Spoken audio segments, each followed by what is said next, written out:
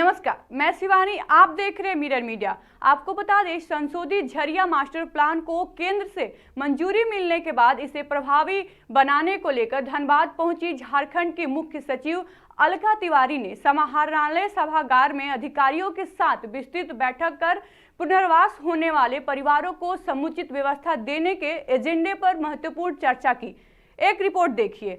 केंद्र सरकार ने इसी साल 25 जून को संशोधित झरिया मास्टर प्लान को मंजूरी दी है। इस योजना पर 5,940 करोड़ रुपए खर्च होने का अनुमान है। योजना को चरणबद्ध तरीके से लागू किया जाएगा और आग तथा भूधसान से निपटने तथा प्रभावित परिवारों को प्राथमिकता के आधार पर सुरक्षित पुनर्वास सुनिश्चित करने का काम होगा। संशोधित झरिया मास्टर प्लान के तहत पुनर्वास परिवारों की स्थायी आजीविका के साधन मुहैया कराने, परिवारों की आर्थिक आत्मनिर्भरता के लिए विशेष कौशल विकास और रोजगार परक उपाय को महत्व दिया जाएगा। मुख्य सचिव ने बताया कि पूरी तरह से संशोधित झरिया मास्टर प्लान पुनर्वास होने वाले परिवारों को आजीविका मुहैया कराने पर केंद्रित है। पहले फेज में झरिया की 81 खतरनाक साइट से लोगों को पुनर्वास का लाभ दिया जाएगा। उस साइट पर धधकते आग को कंट्रोल करने का प्रयास बीसीसीएल की ओर से किया जाएगा।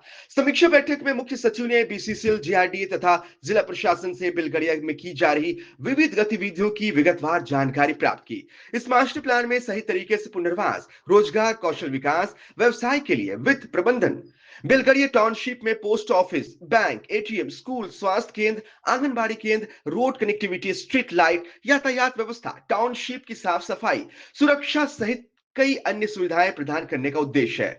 समीक्षा बैठक में रिवाइज्ड मास्टर प्लान में बेलगड़िया के लोगों को रोजगार से जोड़ने, स्वरोजगार के लिए वित्त प्रबंधन पर विशेष ध्यान केंद्रित किया गया है। एक विशेष जागरूकता अभियान चलाकर लोगों को रिवाइज्ड मास्टर प्लान में दी जाने वाली सारी सुविधाओं के बारे में विस्तार पूर्वक बताया जाएगा, जिससे भूधसान वागनी प्रभावित क्षेत्र में रहने वाले लोग सहर्ष बेलगड़िया जाने को तैयार हो सके।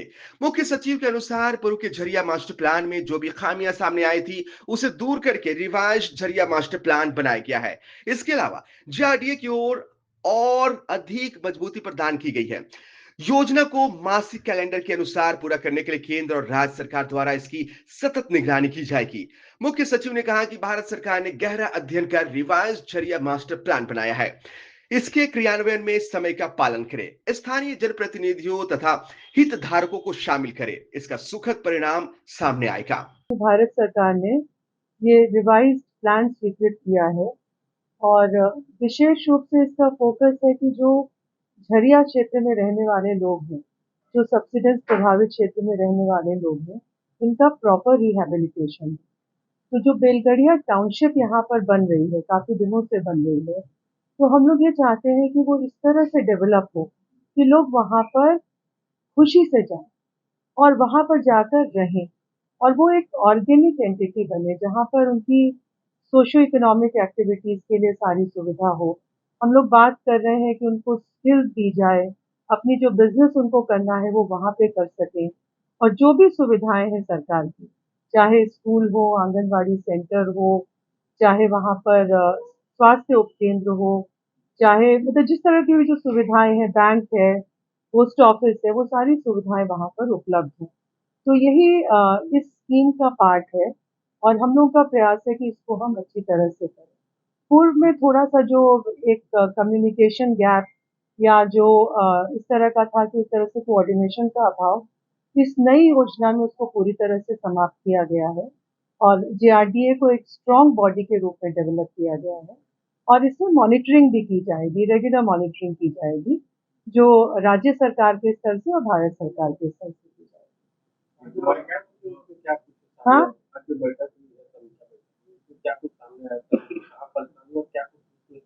हम लोगों ने इसी के बारे में चर्चा की क्योंकि ये प्लान अभी-अभी आया है।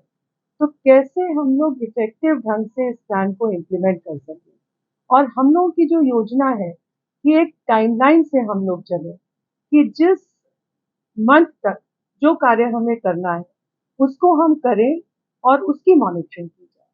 तो यही इसका उद्देश्य है।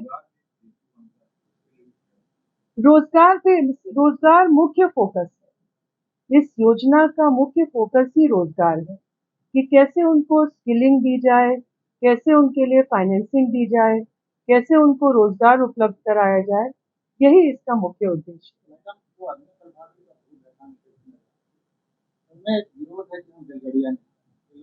विरोध का मुख्य कारण है उनको क्या सुविधाएं मिलेगी ये जानकारी नहीं है। तो ये जानकारी मुझे लगता है हम लोग उपलब्ध करा देंगे, क्योंकि इस बार जो सुविधा दी जाएगी वो पूर्व की सुविधा से बहुत अच्छी है। तो ये जानकारी हम लोग उनको उपलब्ध करा देंगे। जागरूकता कार्यक्रम वगैरह चलाए जागरूकता कार्यक्रम चलाकर उनसे संपर्क करके उनको जानकारी उपलब्ध कराई जाएगी। कितनी करोड़ अभी कितना है? 4,000 रुपए 4,000 संगीत रहे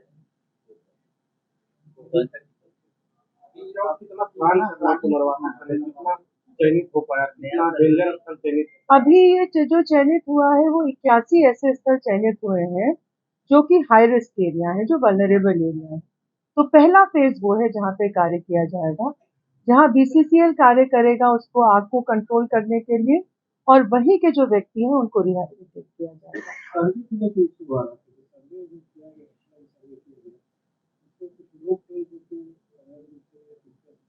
वो उसको दोबारा से उसका वेरिफिकेशन कराया जाएगा। एआई की मदद से की जा रही है, ये क्या है? एआई के बारे में तो दिया है, उसको कार्यवाही करेंगे हम लोग।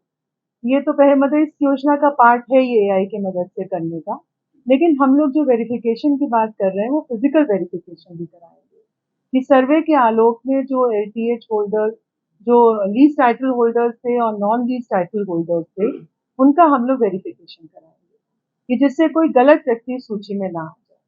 और ये तय हुआ है कि 2019 का जो सर्वे है उसके आलोक में ही कार्रवाई की जाए।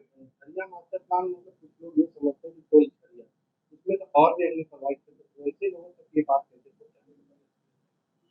अभी ये योजना केवल इसी क्षेत्र के लिए। Weekly basis almost ministry of coal भी इसका रिव्यू करते हैं। इस बार का जो अच्छा चीज है ना, केवल जो पैकेज है और जो हम लोग प्रावधान है इसमें तय किए हैं वो अच्छे हैं, बट इसमें एक टाइम शेड्यूल बना है और वो टाइम शेड्यूल का अनुसार काम हो रहा है कि नहीं इसका भी आप देखे हैं कि निरीक्षण हो रहा है। ये बहुत ही अच्छा काम है, तो इसमें तेजी। बीसीसीएल की जो परियोजना है उसके विस्तारीकरण को लेकर के कितने लोगों को पुनर्वासित किया जाए? बीसीसीएल का अभी भी एम्प्लॉय जितना है वो 400 और शिफ्ट थोड़ा बाकी है, बाकी ऑलमोस्ट 11,000 जो है वो नॉलेज की होगा। 11,000 का सर पुनर्वास होगा फिर?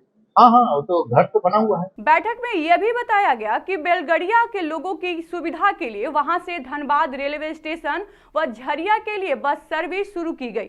निकट भविष्य में इलेक्ट्रिक बस चलाने की योजना है। फिलहाल इलेक्ट्रिक रिक्शा चलाने की तैयारी पूरी कर ली गई है। टाउनशिप में बेहतर मोबाइल कनेक्टिविटी प्रदान करने, लोगों की सुरक्षा के लिए बाउंड्री वॉल का निर्माण, पुलिस आउटपोस्ट, मत्स्य पालन, mushroom cultivation, electric substance, training centre, dairy booth, shopping complex, प्रत्येक बिल्डिंग में रेन वाटर हार्वेस्टिंग, पेयजल आपूर्ति के लिए पंचायत से बेलगड़िया तक pipeline, sewerage treatment plant, jute bag बनाने का प्रशिक्षण, ऑनलाइन शिकायत निर्माण केंद्र के निर्माण की गुणवत्ता बनाए रखने के लिए जांच केंद्र, निवासियों को 100% सरकारी योजना से आच्छादित करने, रेजिडेंट वेलफेयर एसोसिएशन का गठन सहित अन्य दिशा में कारगर कदम उठाए गए हैं।